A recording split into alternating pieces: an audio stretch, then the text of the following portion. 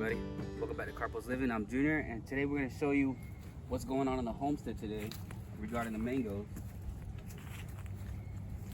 So here we have the first show of mango flowers budding. Here's the terminal bud right there starting to swell.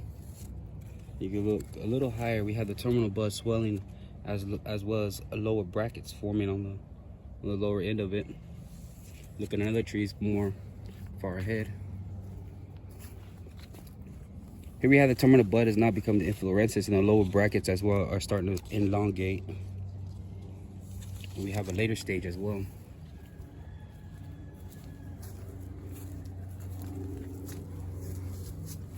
Here we have the terminal bud is now elongated, and the lower brackets as well are now elongated. We're soon to open up to be flowers.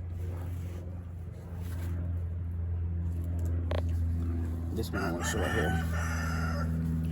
See, as this one here is called a mixed bloom, whether the tree was too confused, it was either too hot or too cold, and didn't know whether to have new growth or bud or flowers, what you want to say. Flowers, tentacles, panicles, fire sticks. I've heard so many names what people call them.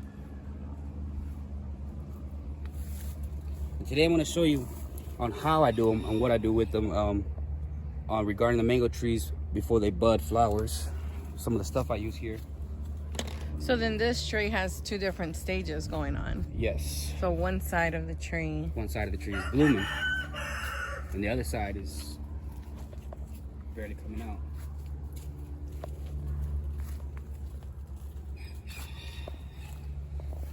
Why do you think that is? One side gets more sun, I guess.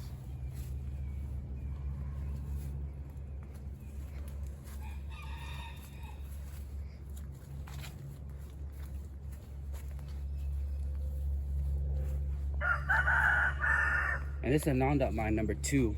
And the difference in this tree and this tree here, you can see a big difference. Which one? This one, I used the foliar spray on this one. So you can see it's green, it's silky-like, shiny, and it hasn't been any damage from cold. And I wanted to see what would it do if I didn't use this on the tree next to it. And you can see a big difference. This tree has actually been infected by cold, which will still give bud and have mangoes, so that's fine. I just wanted to see a difference so I can show y'all. And when I start seeing the mangoes in the stages they are in now, I want to not put anything chemical and try to be fully organic.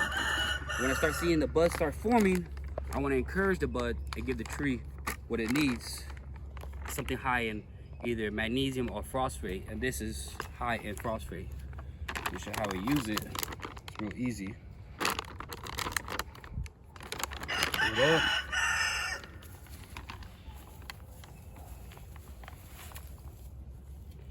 I'm gonna come take a look, a closer look. See, this is what my soil looks like here. This is just years and years of mulching.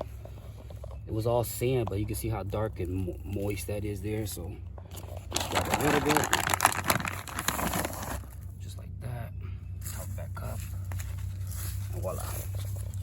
And this is gonna help the tree with the flowering, build encourages them and all that.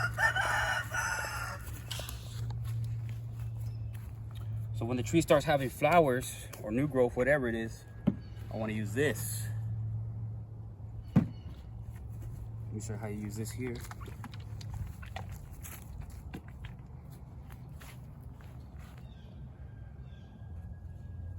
You could use either one. I want to go the fish fertilizer because actually a point higher in nitrogen.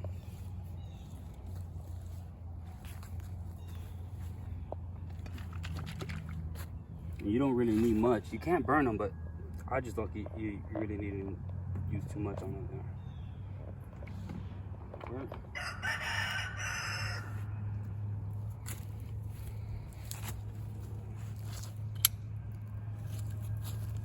Take a look how much I use inside.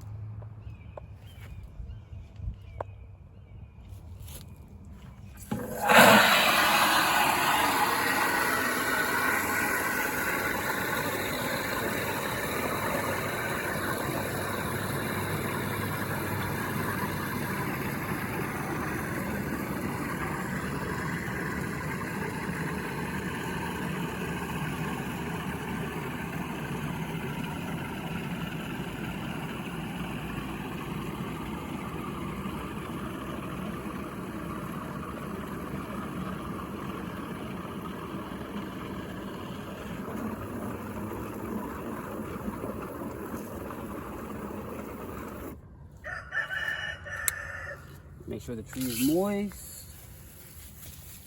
So when we add it, that it travels down to the bottom of the tree.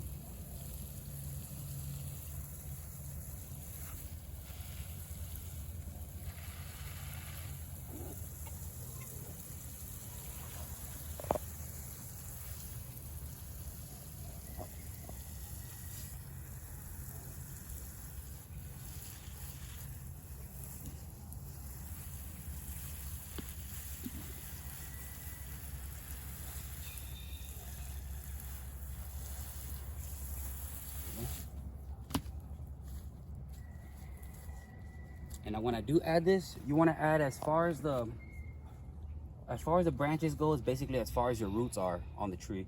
And I want to try as far as I can because the roots are more younger and they're quicker to travel to the tree rather than putting it close to the tree where the foot is at, because they're older and they'll probably have to do the same.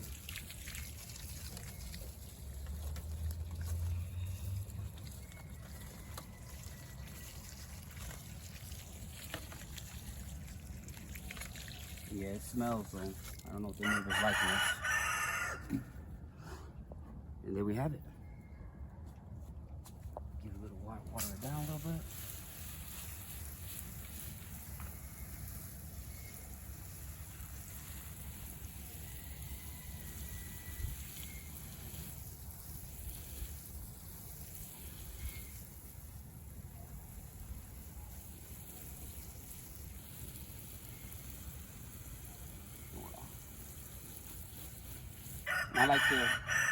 I would like to water in the morning or late in the afternoon because you don't want to do it when it's too hot.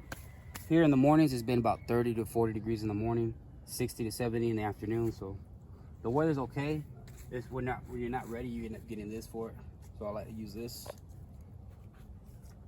And again, you can see a big difference in the tree next to it and the other tree on the other side as well.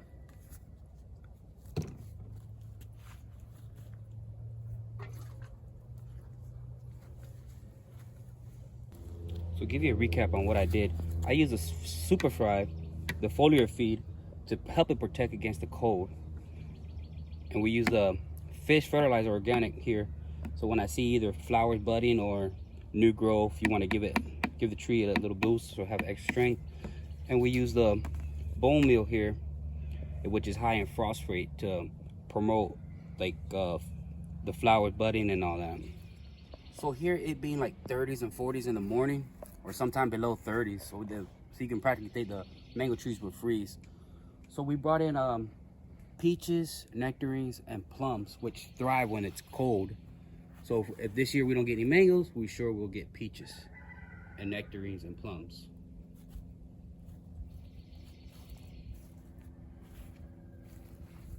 Look at that, that looks good, doesn't it?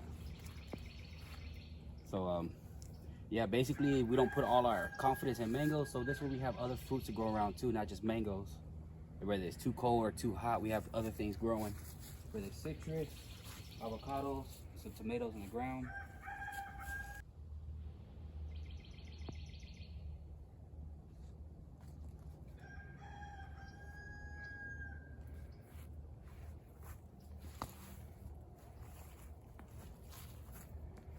We have some tomatoes in the ground, we have some cubes in the ground, cucumbers, pickles.